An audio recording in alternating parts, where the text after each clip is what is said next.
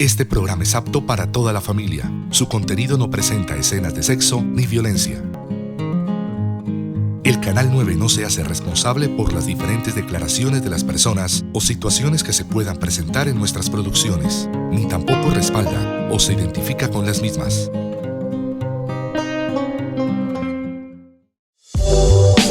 Salud y vida. Resuelve tus dudas. Recomendaciones. Bienvenidos. Hola televidentes, mi nombre es Andrés Rubiano. Bienvenidos al programa de Cableboa TV, Salud y Vida. Hoy me encuentro en compañía de la médico general Giselle Martínez. Muchas gracias por la invitación a este programa Salud y Vida. Cordial saludo a ustedes televidentes y a los que siguen en redes sociales de este programa. Yo me llamo Carmen Giselle Martínez, soy médico general formada en la Universidad de Ciencias Médicas de La Habana, Cuba. Bueno, queridos televidentes, hoy nos encontramos para hablar de salud y de vida, pero conozcamos un poco más sobre la vida profesional de Giselle. ¿Quién es Giselle y por qué la medicina? Pues desde muy pequeña me surgieron ciertas curiosidades que de pronto no son muy comunes en los niños, como me llamaba la atención los microscopios, los telescopios, y creo que sobre todo ese deseo de estudiar medicina se ve que tengo una hermana con una discapacidad. Ella tiene una hemiplegia en el hemicuerpo izquierdo y tiene una limitación física. Y creo que desde muy pequeña sentía como la necesidad de ayudarla, ¿sí? Entonces creo que de ahí viene esa sensación de ayudar a los demás, que creo que es el sentir de todos los profesionales de la salud. Bueno, a quienes les guste entonces el tema de la salud, pues ya tenemos un ejemplo para poder encontrar más interés por esta carrera tan bonita. ¿De dónde es Giselle? ¿De dónde viene? Yo nací en Cereté, Córdoba. Giselle, cuéntanos a los televidentes y a nosotros, ¿qué es lo que más te ha marcado en esta carrera con respecto a la medicina? Pues creo que hay muchas cosas, ¿no?, en el ambiente de la medicina. Creo que lo que más me ha llegado son los niños. Creo que es muy importante, y sobre todo en nuestro sistema de salud, el tema de la prevención, que creo que está un poquito en abandono. Entonces a veces es difícil darnos cuenta de que todavía en la actualidad, cuando tenemos acceso a tanta información, todavía hay personas que desconocen cosas muy básicas, como bañar un niño, cuidados muy básicos como alimentarlo, como lactarlo. Entonces creo que de las cosas que más me han tocado como profesional es un poquito el tema de la falta de conocimiento y de percepción de riesgo que tenemos como población. Bueno, médico, pues de eso estaremos hablando aquí en este programa Salud y Vida de Cableboa TV. Los invitamos también para que ustedes estén muy atentos a nuestras redes sociales. Recuerden que nos pueden seguir en la fanpage de Facebook para que ustedes dejen sus comentarios. Vamos a continuación, doctora, a profundizar con algunas inquietudes, preguntas. ¿Le parecería interesante conocer qué dice o qué inquietud tienen nuestros televidentes? Claro que sí, me gustaría saber qué dudas tienen para resolverle las preguntas, y pues claro que sí. Como nos contabas, doctora, los niños son los más importantes y desde pequeños pues tenemos que tener presente el esquema de vacunación regular. Juan Carlos tiene una pregunta, nuestro equipo de producción nos comenta. Doctor, quiero preguntarle cuál es el esquema de vacunación que debemos tener a lo largo de nuestra vida, teniendo en cuenta nuestra niñez y nuestra adultez. Claro que sí, Juan Carlos. Pues te cuento, el esquema de vacunación está basado en las recomendaciones de la Organización Mundial de la Salud. Son diferentes vacunas. Más que mencionarles una a una, creo que es muy importante que tengamos presente sobre todo las edades. En el nacimiento se le colocan a los niños 2 vacunas. Después se hace una vacunación a los 2, a los 4 y a los 6 meses con la pentavalente, que tiene 5 vacunas. Hacemos una vacunación a los 12 meses y a los 18 meses. Actualmente se está colocando la reactivación de parotiditis, rubiola y sarampión entre los 4 y los 5 años, y la vacuna contra papiloma humano de los 9 a los 11 años. Hasta el año pasado se estaba manejando solamente en las niñas, pero actualmente el nuevo esquema de vacunación va a incluir a los niños. Y la vacuna del COVID, que todavía no está incluida dentro del esquema, pero que es muy importante que la tengamos a partir de los 6 meses. Bueno, ahí está, queridos televidentes, para que tengamos presente cuáles son las edades, especialmente con respecto a las vacunas que debemos tener presente pues, en el transcurso de nuestra vida. Hoy nos está profundizando en todo el tema de salud y vida de su programa pues, en Cable TV del municipio de Ibaté. Para todos quienes nos siguen en las redes sociales, los saludamos. Recuerden que ustedes pueden dejar también sus preguntas a través de sus comentarios para que pues, en próximas emisiones podamos resolverlas. Tenemos unas preguntas, doctora. ¿Le parece bien si las seguimos respondiendo? Escucho. ¿Qué dudas tienen? Bueno, tenemos las siguientes dudas por parte de pues, más personas que nos preguntan. Soy Daniela Erazo y doctor, mi pregunta es ¿cuáles son los síntomas más comunes de la gripa?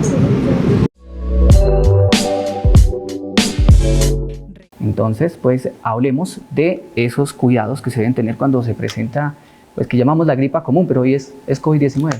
Sí, pues ¿qué pasa? Que muchas veces entre esos síntomas de gripa, que son muy variados, muchas veces confundimos los síntomas convencionales de la gripa con el COVID y pues a lo largo de la pandemia el virus ha mutado y ha cambiado los síntomas, pero en general los síntomas más comunes de la gripa son congestión nasal, malestar general, dolor de cabeza, puede haber fiebre o febrícola, que es una temperatura un poquito más baja que no llega a ser fiebre, pero actualmente es muy difícil diferenciar sin tener una prueba, pues cuándo es COVID y cuándo no. Ya desde hace un tiempo pues el ministerio no recomienda hacer pruebas de COVID de no ser que sean casos complicados. Entonces básicamente la idea es que como son virus y son autolimitados, pues le demos un manejo a los síntomas y de acuerdo a cómo vamos evolucionando, según cómo nos sentimos, es decir, busquemos una consulta de un médico para que nos evalúe y nos defina si pudiera o no haber alguna complicación.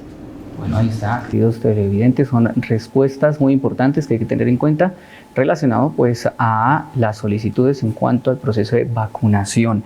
Y pues esto hace parte pues de hoy nuestro programa. Estamos hablando de salud y vida del programa Cable TV. Bueno, doctora Giselle, muy interesante la información, el recorrido, su experiencia que nos ha comentado y adivine, llegamos al momento. ¿A qué momento? Al momento de nuestra sección ¿Sabías qué? ¿Sabías que 1 de cada 10 muertes en todo el mundo es causada por el sedentarismo? Según los científicos, este es el mismo impacto que tiene fumar tabaco. La investigación llevada a cabo por 33 científicos de todo el mundo concluyó que la falta de actividad física causa muertes por enfermedades cardiovasculares, diabetes y cáncer principalmente. Además, más del 30% de los adultos y 4 de cada 5 adolescentes en el mundo tienen un alto grado de estas enfermedades debido a que no llevan a cabo la cantidad recomendada de actividad física. Por lo tanto, se recomienda que los adultos y niños lleven a cabo actividad física durante 30 minutos, 5 días a la semana para prevenir posibles enfermedades.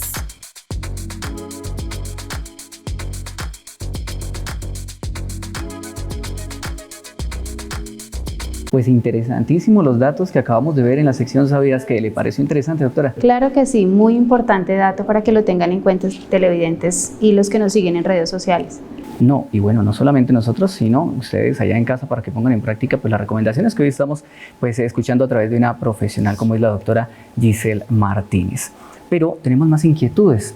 Hay una televidente, también pues usuaria de nuestro canal, que tiene preguntas con respecto a la diálisis. Escuchemos la pregunta.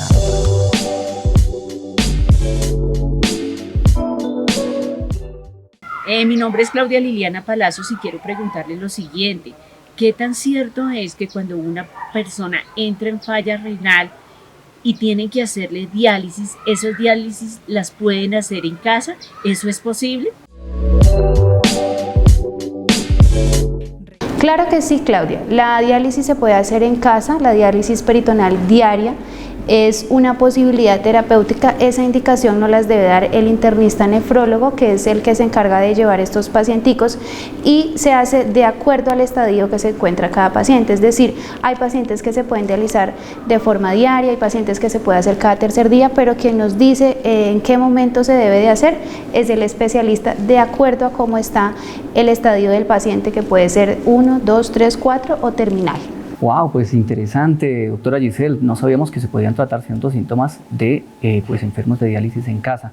Además que les queda muy difícil pues viajar largas distancias para poder llevar este proceso. Hay que cuidarse. Y eso es lo que estamos aprendiendo hoy en Salud y Vida del programa de Canal Cable TV. Hablemos de la fiebre. Hablábamos de vacunación con respecto a la gripa, los síntomas. ¿Qué es la fiebre en sí? Y si no cuidamos la fiebre, ¿en qué puede desenvolverse, doctora? Bueno, lo primero que tenemos que saber son los conceptos básicos de qué es la fiebre. La fiebre es el aumento anormal de la temperatura por encima de 37,7 y es una respuesta del sistema inmune frente a enfermedades. La fiebre por sí sola, a veces tenemos la percepción de que la fiebre es mala, pero la fiebre realmente es una respuesta de nuestro organismo para evitar que los virus, que las bacterias sigan creciendo, ¿sí? Entonces, la temperatura normal debe oscilar entre 35,6 hasta 37,6. Ya cuando está por encima de 37,7 estamos hablando de fiebre, hasta 39,9 y por encima de 40 de hipertermia o hiperpirexia. ¿Listo? Ya en ese caso, pues cuando ya llegan esas temperaturas tan altas, ya puede dejar incluso secuelas de nuestro organismo. La fiebre, como te decía, es un mecanismo de defensa del cuerpo que no siempre obedece a infecciones, porque a veces asociamos mucho fiebre a infección, pero también la fiebre puede ser de origen no infeccioso. Entonces, por ejemplo, cuando estamos expuestos durante mucho tiempo al calor, o golpe de calor, como se llama, es el término médico, podemos tener fiebre frente a otros procesos inflamatorios como la flebitis, como enfermedades autoinmunes, como en el caso de los pacientes con VIH o otras enfermedades autoinmunitarias, y no se debe a una infección. Entonces muchas veces tenemos la percepción de que la infección es igual a, que la fiebre, perdón, es igual a infección, y no siempre es así. Bueno, recomendaciones importantes para tener en cuenta. Precisamente tenemos pues una televidente que tiene preguntas importantes pues en este programa de Salud y Vida, y Canal Cable TV pues ha tomado esta pregunta. Así que pues producción nos da a conocer la pregunta pues de esta pequeña televidente. Claro que sí, escuchemos a Natalia. Buenas tardes, mi nombre es Natalia. Doctor, cuando me enfermo, tengo fiebre en casa, ¿cómo me puede cuidar mi mamá? Claro que sí, Natalia. Creo que es una importante pregunta la que acabas de hacer, y es tu duda, es la de muchas otras personas de nuestra comunidad de UAT. El manejo inicial de la fiebre debe ser con antipiréticos, que son los medicamentos.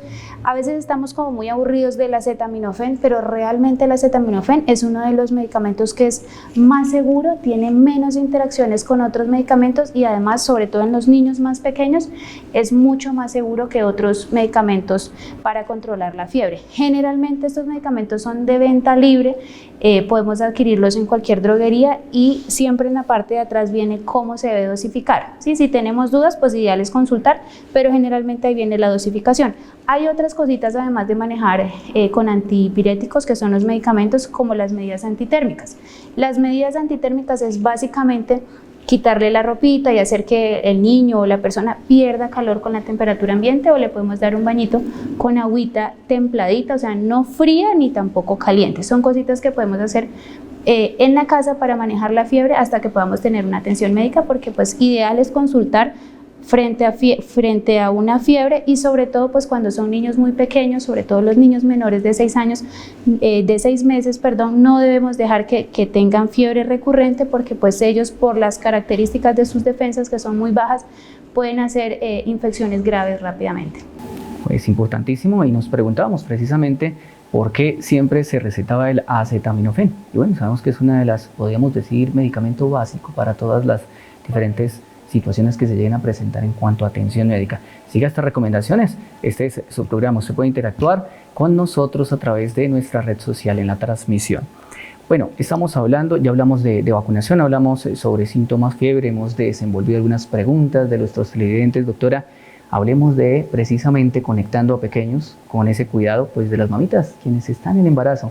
Tenemos otra pregunta por parte pues de una de nuestras televidentes que tiene inquietudes con respecto pues a ese proceso de embarazo. Mi nombre es Andrea y quisiera saber qué tan importante es asistir a los controles prenatales durante el embarazo.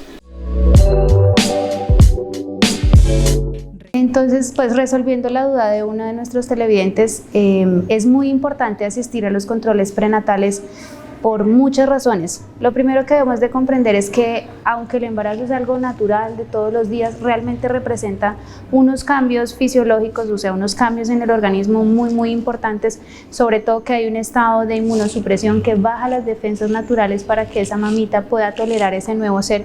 Entonces nos predispone a tener infecciones, por eso es muy importante asistir a nuestro médico tratante y que nos hagamos pues todos los estudios pertinentes y además para que nos den los micronutrientes, sobre todo en el caso del ácido fólico, nos ayuda con la formación del cerebro del bebé y es muy importante que ese consumo se haga en las primeras, sobre todo en las primeras 12 semanas, porque debe de ser en todo el embarazo, pero en esas primeras 12 semanas se define la formación del cerebro del bebé. Entonces, si no lo hacemos a tiempo, corremos el riesgo de que nuestro bebé nazca con algunas enfermedades. Importantísimo, doctora, pues muchas gracias por dar respuestas a todas estas inquietudes que han tenido los televidentes en este programa que pues está diseñado para ustedes y por ustedes, queridos televidentes, porque ustedes pueden interactuar a través de los comentarios en nuestra transmisión. Doctora, hay inquietudes con respecto a quienes van a tomar esa carrera de medicina como usted la tomó, y se trata sobre el uso de los equipos médicos. No sé si usted trajo algunos equipos y guste enseñarnos cómo funcionan. Bueno, vamos a empezar con uno básico, que es el termómetro. Hablamos de la fiebre precisamente y este es uno de los elementos que nos ayuda a medir la temperatura. Claro que sí, entonces la fiebre, pues la temperatura se puede medir de varias maneras con un termómetro como este, que es el más convencional, el que conseguimos más en nuestro medio, que es uno digital. No es costoso. No es costoso, es muy accesible. Hay otros tipos de termómetros que son infrarrojos, termómetros de cinta que son para colocar en la frente, sobre todo para los niños, los termómetros ópticos. La temperatura se puede medir en la boca, en el recto, en el oído, como les venía diciendo, pero por un tema de higiene, pues lo recomendado o el que más usamos es este, que es el axilar. ¿Va debajo del brazo? Que va debajo del brazo, entonces básicamente lo que hacemos es que esta parte que tiene el aluminio la colocamos en el pliegue de la axila, de modo que quede la piel sobre esta partecita y se deja entre 3 a 5 minutos. La mayor parte de estos termómetros actualmente viene con un sonidito, un pitidito, y ahí pues ya nos dice que ya tomó la temperatura. ¿Listo? Entonces, como ya les decía, de acuerdo a lo que nos marque, nos dice si tenemos febrícola, si tenemos fiebre o si ya tenemos una temperatura más alta, y eso es muy importante porque a veces en casa nos gusta hacerle al niño así. Y creemos que ya con eso claro, está bien o está mal, tentamos. De hecho, exacto, entonces es muy importante definir exactamente cuánto tiene de temperatura, porque pues eso nos orienta a nosotros como profesionales también, en caso de que sea una infección, qué tipo de infección puede ser. Recordemos, por favor, doctora, ¿cuándo empieza a ser preocupante? ¿Hasta qué nivel debe estar la temperatura? ¿Cuál es la adecuada? Y cuando pase a los temas alarmantes, ¿debemos actuar? ¿En qué medidas? Entonces, como decía, la temperatura normal oscila entre 35,6 hasta 37,7. Por encima de 37,7 ya estamos hablando de fiebre. Pero entonces podemos ir dando manejo a la fiebre, pero más que el grado de la temperatura, porque los niños, sobre todo menores de 5 años, con 37,7 pueden hacer una convulsión. Entonces, la idea es controlar la fiebre y sobre todo, de acuerdo a las edades, evaluar, consultar, porque no es lo mismo que una persona o un niño tenga 38, tenga 39 o tenga 40 y la edad del paciente, porque si tenemos un bebé menor de 6 meses con fiebre, ya es alarmante a la primera fiebre. ¿Por qué? Porque su sistema inmune es bajito y si tiene fiebre, pues probablemente tenga un proceso infeccioso o inflamatorio grave. Entonces, más que solamente el hecho de la temperatura, hay que tener en cuenta las edades. En general, menores de 5 años hay que consultar. Bueno, consulte al médico entonces pronto si tiene alguna duda y pasa pues de estos signos que nos explica pues nuestra médico en este programa del día de hoy. Pero también hay otros equipos que se suele utilizar. Siempre que va a una consulta, hay unos, yo lo llamo audifonitos, que se colocan los médicos. ¿De qué se trata este aparato? ¿Cómo se llama, doctora? Y por favor, enséñenlo a usar. De pronto en casa a algunos les interese saber de qué se trata este aparatico. Y precisamente su merced lo ha traído. Todos los médicos deben portarlo, ¿verdad? Sí. Este es el fonendoscopio. Básicamente lo que hace es, pues, de este ladito tenemos la campana. Esta grandecita es para personas adultas y la pediátrica. para campos más pequeños. ¿Funciona por los dos lados? Claro que sí, funciona por los dos lados, entonces básicamente pues sí es grande para el adulto y los pequeños, y de este ladito para los niños. Lo que nos hace en esencia es amplificar el sonido, entonces generalmente lo usamos para auscultar el corazón y los pulmones y el abdomen. Muy interesante, entonces para que ustedes vayan conociendo mejor cuáles son las primeras atenciones que se reciben cuando usted va a una consulta médica. Y hay más equipos que hacen parte pues del uso que pues tienen generalmente nuestros médicos. Hay adultos y casos de jóvenes ya que sufren de la tensión alta, y también pues es importante para diferentes pacientes medir la saturación y cómo están de respiración. ¿Cómo puede un médico poder tener estos análisis? Porque muchas veces las personas creen que el médico no está haciendo algún proceso adecuado, pero si llegan a conocer el funcionamiento de estos equipos, pues de pronto los hace sentir un poco más tranquilo. Por favor, ¿qué otro para ti? Sobre todo en nuestro medio, acá en esta población, en Ubaté y esta zona aledaña, hay mucho paciente que sufre de enfermedades obstructivas crónicas como el EPOC, como asma, sobre todo pues, o puede estar asociado al tema del carbón, la contaminación y una serie de factores, y después de la pandemia se ha vuelto muy común y nos vimos en la necesidad de casi que de toda la población de tener acceso a los oxímetros de pulso. Entonces básicamente el oxímetro lo que nos mide es frecuencia cardíaca y saturación de oxígeno. Si quieres podemos ensayar.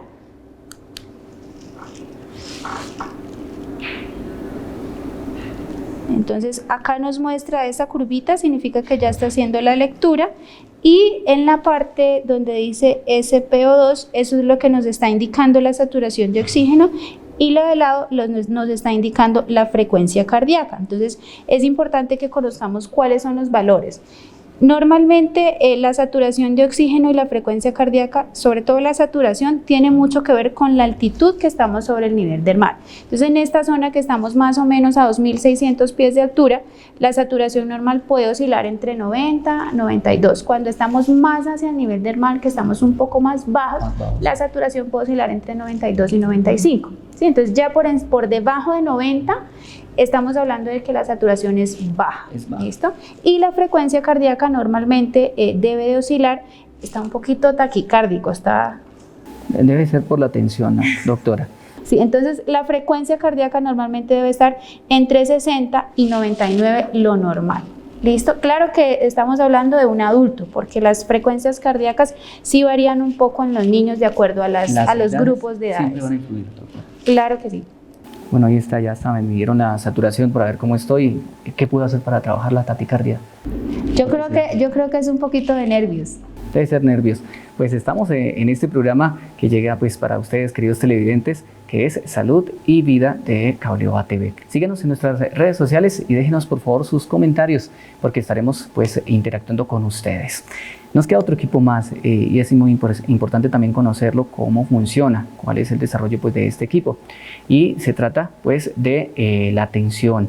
¿Qué es sistólico, diastólico, pulsación? ¿Cómo funciona este aparatico? También lo utilizan mucho pues, y lo recomiendan incluso en casa. Sí, en nuestra población tenemos mucho paciente crónico y pues otra vez se ha vuelto una necesidad saber utilizar el tensiómetro. Este que tengo acá es un tensiómetro digital que es de venta libre, que es precisamente y está diseñado para que nos podamos medir la tensión en casa. Hay otros equipos que son específicamente para profesionales de la salud que son un poquito diferentes, pero este que es el convencional de uso doméstico básicamente tiene un brazalete y en esta parte acá que nos dice la tensión. Esta partecita de acá nos dice tensión sistólica, tensión diastólica y nos dice la pulsación, que es la frecuencia cardíaca. Esas dos tensiones sistólicas y diastólicas los que nos dicen es la sistólica es la primera eyección del corazón de la sangre y la segunda es la diastólica, es esa relajación cuando sale la sangre, ¿sí? Entonces básicamente ¿qué tenemos que conocer? Es cómo usarlo y cuándo tenemos que acudir al médico. Entonces antes de medir la tensión, lo que tenemos que tener en cuenta es que debemos de haber reposado como mínimo de 15 a 20 minutos, estar en un reposo tratar de preferiblemente haber orinado. Si tomamos tinto, tratar de que no haya, en los últimos 20 minutos no lo hayamos hecho, y preferiblemente haber hecho chichi, es decir, haber evacuado la vejiga, ¿listo? En esas condiciones es como debemos de medir la tensión. Se puede hacer acostado, se puede hacer estando sentado, siempre preferimos hacerlo en el brazo derecho a la altura del corazón. Lo podemos hacer en el lado izquierdo, pero siempre nos va a dar un poquito más alto, porque de ese lado está el corazón. Más cercano al corazón. Está más cercano al corazón. Y bueno, si tenemos un paciente que, por ejemplo, le amputaron un brazo, pues podemos hacerlo en el otro, podemos hacerlo en las piernas. Generalmente vienen unos brazaletes también diseñados para pacientes más gorditos, entonces también lo podemos tomar en las piernas, ¿listo? Entonces vamos a ensayar para que podamos mostrarle a nuestros televidentes cómo hacerlo. Pues, su merced, yo veo que estoy taquicárdico, vamos a ver cómo estamos de tensión. De pronto se lleve usted alguna sorpresa, doctora, pero pues hagamos el intento, si nos interesaría, además, para que pues nuestros televidentes pues puedan darse cuenta de cómo funciona pues estos aparaticos, estos equipos que suelen utilizar pues nuestros médicos. Hoy estamos aprendiendo mucho de salud. ¿Puede ser de pie también? ¿O debo sentarme? Sentado, sí. Bueno, vamos a ver qué tal estamos de tensión, y si no, pues agendamos una cita con la médico hoy especialista que nos está atendiendo para que todos lo tengan presente. ¿Hoy se toma el medicamento de la tensión? Hace ya unas horas, doctora, sí, esperemos que nos funcione. Hablando de medicamentos, doctora, esos medicamentos, ¿cómo funcionan en el cuerpo para aquellos que sufren de la tensión alta? Hay diferentes grupos de medicamentos para manejar la tensión, ¿no? Hay medicamentos que bajan la tensión sacando líquido, hay otros medicamentos que son antihipertensivos, hay otros medicamentos que bajan la frecuencia cardíaca y de esa manera pues también nos baja la tensión. Bueno, importante entonces que ustedes tengan esas recomendaciones presentes de su médico y pues estén monitoreando la salud con la tensión. A los pacientes hipertensivos, ¿cada cuánto deben tomarse la tensión, doctora? Pues todo depende si estamos compensados o no. O sea, ¿qué quiero decir con compensados? Si estamos teniendo una respuesta adecuada al medicamento. O sea, eso va de acuerdo a la indicación del médico tratante. Si una vez que ya el paciente está compensado, lo podemos hacer 2, 3 veces por semana. Si el paciente no está compensado, lo podemos llegar a hacer en una frecuencia de hasta 2 veces por día. Todo depende de cómo esté el paciente. Bueno, muy bien, en este momento entonces estamos haciendo la prueba de tensión. Se supone que no se debe hablar tampoco cuando se toma la tensión. ¿Es verdad eso, doctora? Hay que estar en silencio y sin flexionar el brazo.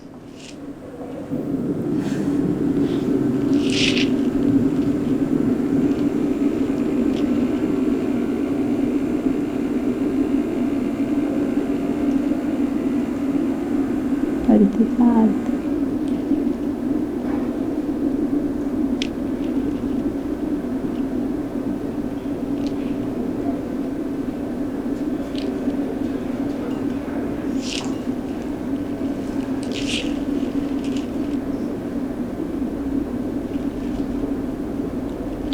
Medición finalizada. Bueno, ahí finalizó. ¿Cuáles fueron los resultados? Entonces, esta es la tensión sistólica, 145, 108. Milímetros en la columna de mercurio. Su presión arterial diastólica es... Está alta. 108 milímetros en la columna de mercurio. ¿Listo? Entonces, una tensión normal para un adulto, hablamos de hipertensión cuando la tensión está por encima de 140/90. Entonces, en este momento, pues se tiene la tensión alta. Bueno, doctora, pues aquí les confieso que estamos en un proceso pues precisamente de atención médica y estamos pues llevando nuestros controles. Pero esperemos que bueno, esa atención pueda mejorar. Ojalá ustedes no tengan esa atención allá en casa. ¿Algunas recomendaciones que me pueda dar, doctora? Bueno, aprovechando, esas las puede utilizar usted también. Entonces, en general es muy importante que los pacientes crónicos tengan sus controles dependiendo de cómo están, si están compensados o no, cada 3 meses, bimensual o mensual de acuerdo a la indicación de su médico tratante. Es muy importante que al menos 2 veces al año se le hagan estudios de control de todo lo que se le debe hacer a los pacientes hipertensos, de sus exámenes de electrocardiograma y algunos exámenes de laboratorio, Y algunas cositas que deben de hacer en casa, pues en general les recomiendo hacer actividad física aeróbica, o sea, caminar, bicicleta, trotar. Lo recomendado en una persona adulto joven que no tenga ningún problema cardíaco es hacer 45 minutos de ejercicio aeróbico con una frecuencia de 4 veces por semana, es decir, más o menos unos 150 minutos semanales es lo recomendado. El ejercicio yo creo que es la mejor medicina, no solamente para la hipertensión, sino para muchas enfermedades, salud mental, oxigena los tejidos, mejora la circulación, pero en particular en los hipertensos produce vasodilatación y de esa manera baja la tensión. Hay otras cositas, sobre todo con el tema de la dieta, que debemos de tener en cuenta, es el consumo de sodio.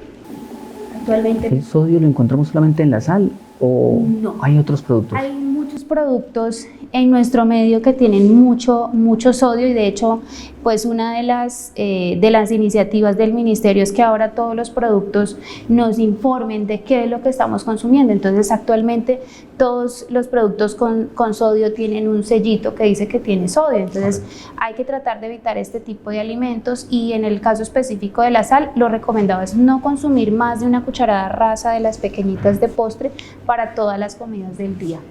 Bueno, entonces esperemos seguir todas estas recomendaciones. Eso sí, sal poco, doctora, pero estaremos averiguando qué pasa con la atención hoy, ya que tuvimos la oportunidad.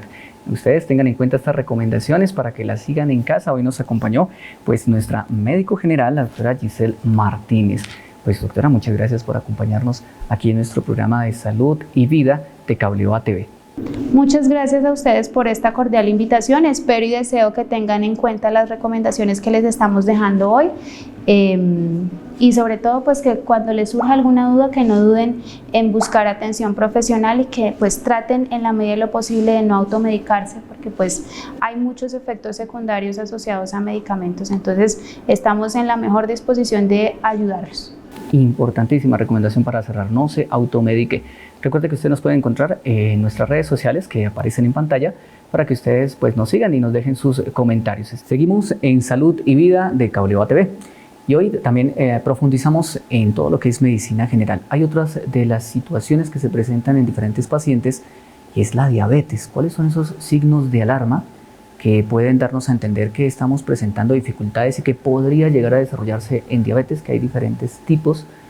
Hablemos de eso un poco. Sí, bueno, creo que debemos de partir de que lo ideal es que no esperemos a tener esos síntomas y signos de alarma, sino que regularmente acudamos a nuestro médico. Creo que es a nuestro médico tratante. Creo que debemos de culturizar ir al médico, al menos si tenemos más de 29 años, al menos una vez al año. Ese es el ideal, al menos una vez al año después de los 29 años asistir al médico, que nos hagan un examen médico general. Y después de los 45 años pues hay que hacerlo un poquito más rutinariamente, pero en general algunos de los síntomas que podemos presentar asociados al aumento de la glicemia o del azúcar, como le llamamos comúnmente. La glicemia es la forma en la que se mide el nivel de azúcar, tengo entendido. Correcto. Hablamos un poco de ello para que nuestros televidentes lo puedan entender. Sí, la glicemia o glucemia, realmente como se llama, nos mide la cantidad de azúcar que tenemos en la sangre. ¿Listo? Entonces esos niveles pueden variar de acuerdo al momento en que se mide. Es decir, si estamos en ayunas, si ya hemos comido, sobre todo 2 horas después de comer, o si han pasado más de 3 horas, eso a lo largo del día pues nos va diciendo ciertos valores que debemos de manejar, tanto lo normal o cuando está alterado, y varía un poquito en la condición de embarazo, varía un poquito a una condición de no estar embarazada. Ahí siguen influyendo también las edades, me imagino. Sí, estamos en este contexto hablando de los adultos, pero también varía de acuerdo a las edades, pero sobre todo en relación a estar en ayuno o no.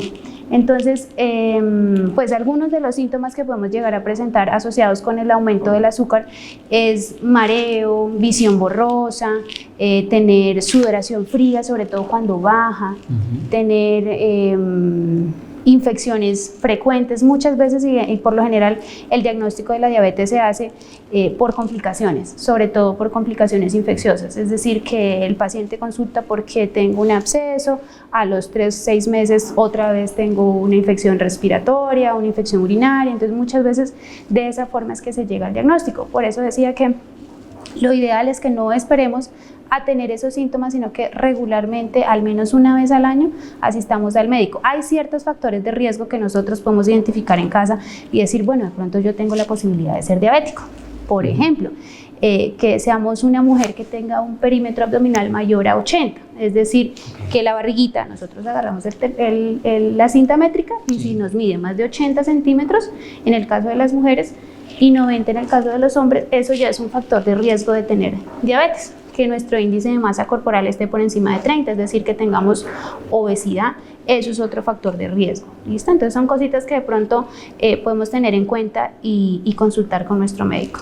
Lo que acaba de decir, doctora. Entonces, pues como te decía, hay muchos síntomas. La diabetes es una enfermedad que no solamente se trata de que aumente el azúcar en sangre, sino que realmente produce una lesión en todos los tejidos. Tiene algunos órganos que son predilectos, como el ojo, el cerebro, el corazón, los riñones. Y pues básicamente el seguimiento de estos pacientes está enfocado en evitar precisamente que se lesionen estos órganos. Por eso es muy importante que seamos adherentes al tratamiento, a las medicinas, como a la parte no farmacológica, que es todo esto de cambiar los hábitos. Importantísimo, no olviden entonces, no esperen a que presenten estos síntomas, sino que pues acudan al médico para que ustedes sepan cómo se encuentran. ¿Es lo mismo que siente un paciente diabético al tratar de curar sus heridas o que se le curen las heridas a un paciente, digamos, que está bien o que está sano?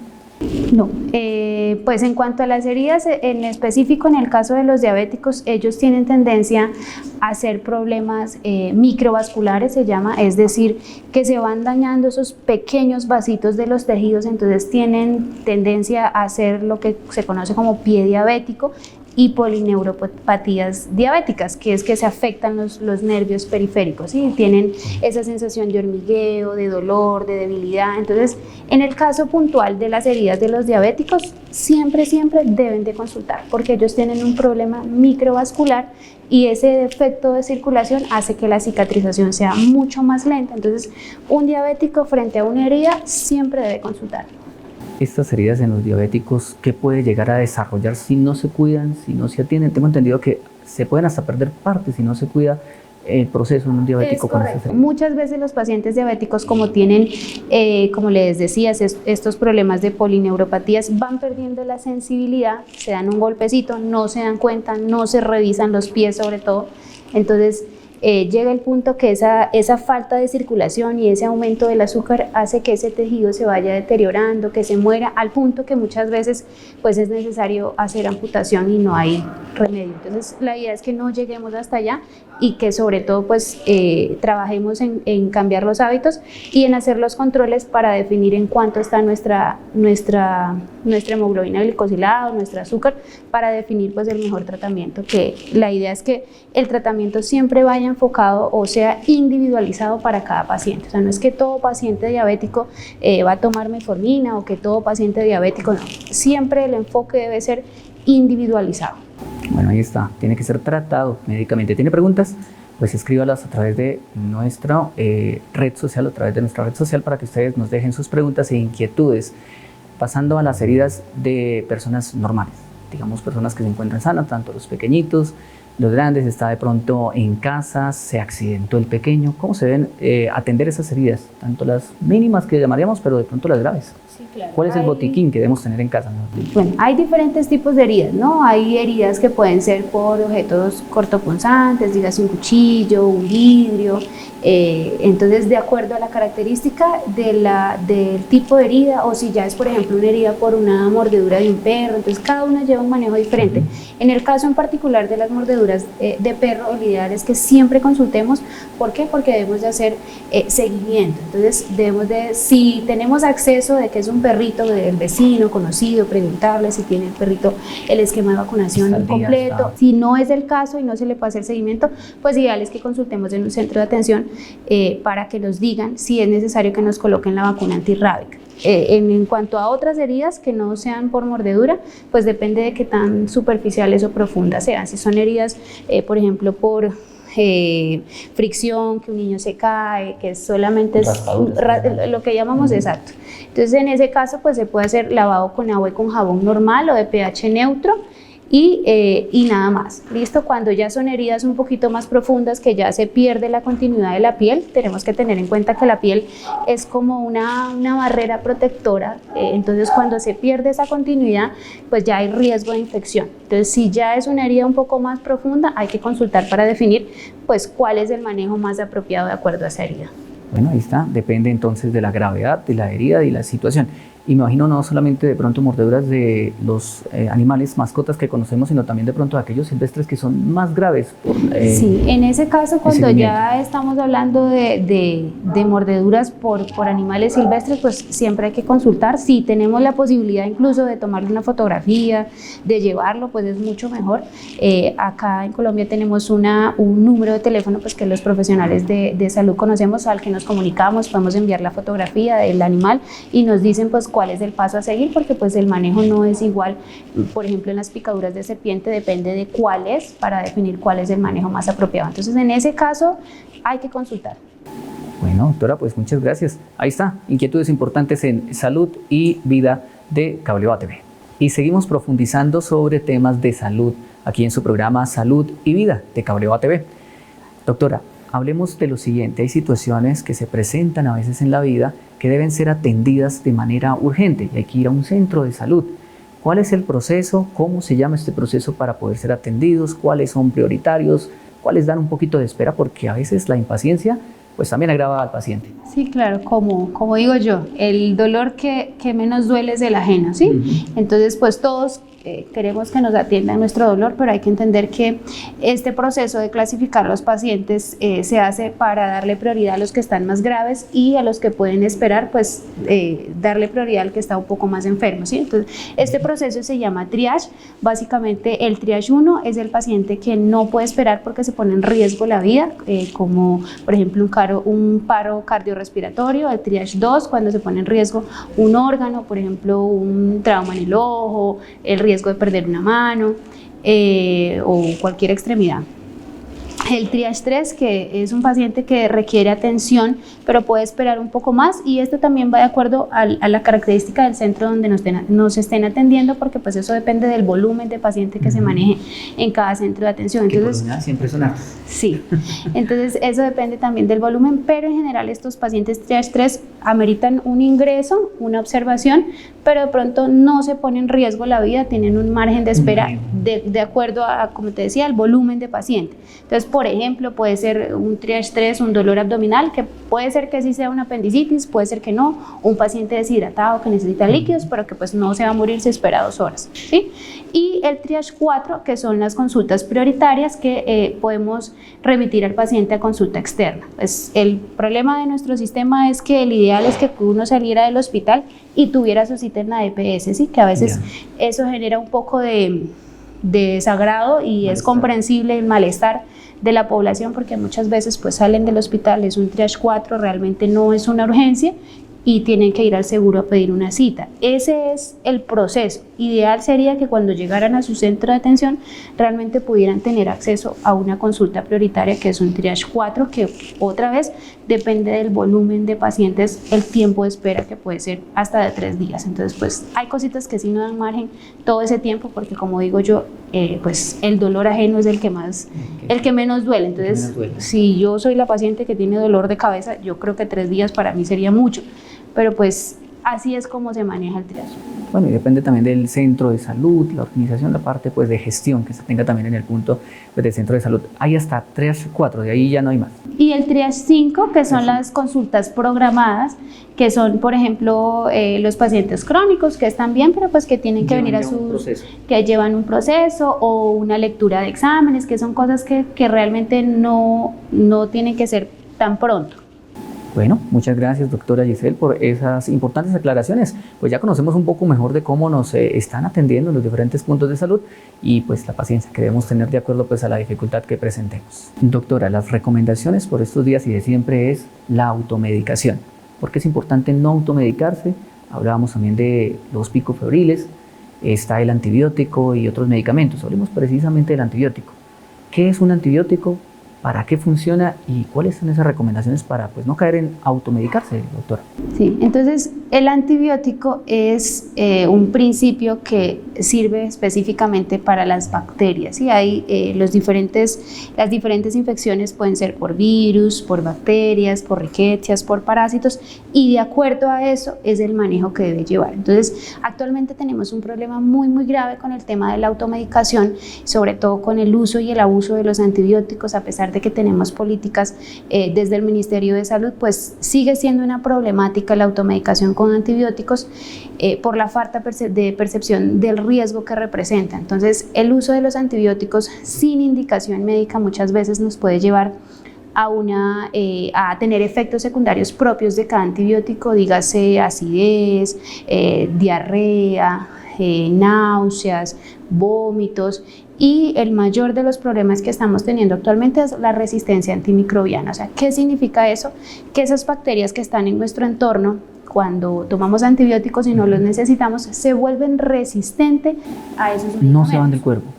¿Qué quiere decir? No es que no se van del cuerpo, sino que ese antibiótico que tomamos, esa bacteria lo identifica, por así decirlo, y en algún momento cuando lo necesita, ya ella no responde ante ese antibiótico. Entonces, por eso actualmente vemos que ya no les hace nada la amoxicilina, ya no les hace nada ciertos antibióticos, porque nos duele la garganta y vamos a la droguería y nos tomamos una amoxicilina, y no debe ser así, porque como les decía hace un momento con el tema de la fiebre, que hay diferentes orígenes, a veces son virus o son parásitos, no siempre la fiebre es indicación de antibióticos. Podemos decir que el cuerpo como que se autoajusta o se acopla a las situaciones y pues va generando una barrera que ya el antibiótico pues no va a funcionar. Exactamente. Doctora, perdón interrumpirla, ¿una bacteria puede matar a una persona?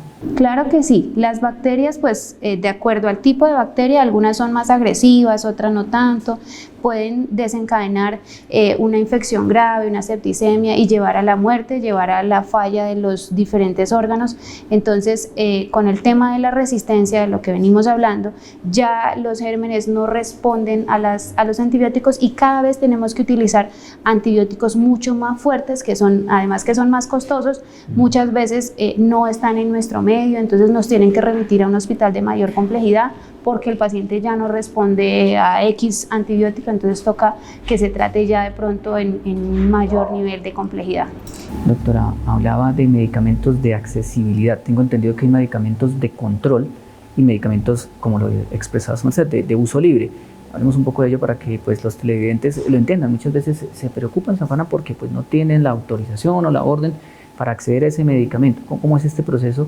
Hay ciertos medicamentos que son controlados, hay otros medicamentos que son de venta libre, que son medicamentos que de pronto tienen menos efectos secundarios, que son medicamentos que son seguros, pero en general algunos medicamentos son controlados porque crean cierta adicción o efecto de tolerancia, como por ejemplo los opioides, algunos medicamentos que son usados para pacientes con enfermedades terminales. Entonces, desde el ministerio pues nos piden unas regulaciones específicas en cuanto a la formulación, que debe ser con sello, sí, que nos los deben de pedir, pero muchas veces pues hay falla en ese sistema y pues siempre hay pacientes que logran tener acceso a ese tipo de medicamentos. Entonces, siguiendo en la idea de la automedicación, es importante no solo con el tema de los antibióticos, sino con otros grupos de medicamentos que también tienen muchos efectos secundarios. Muchas veces tenemos la cultura de ir a la droguería y deme un jarabe porque tengo gripa, deme un jarabe porque tengo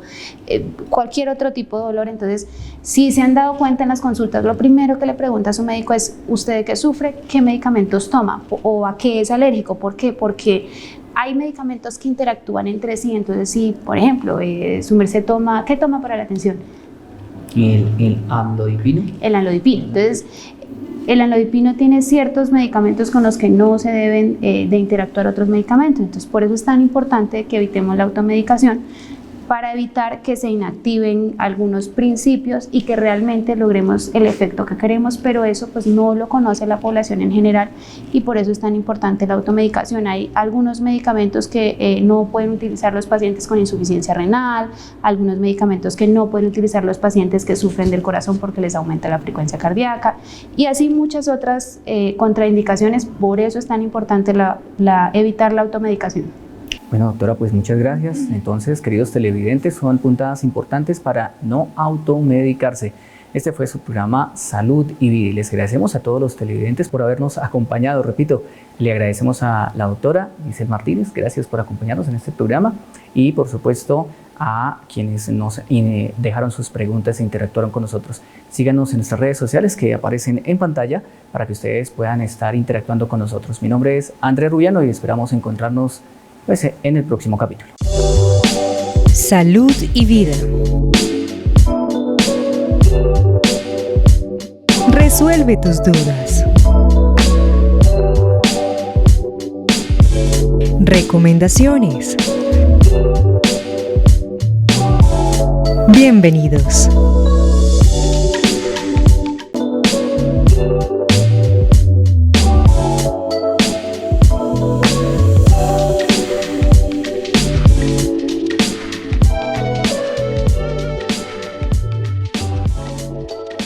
Este programa es producido por Cableva TV. Más proyección, más televisión.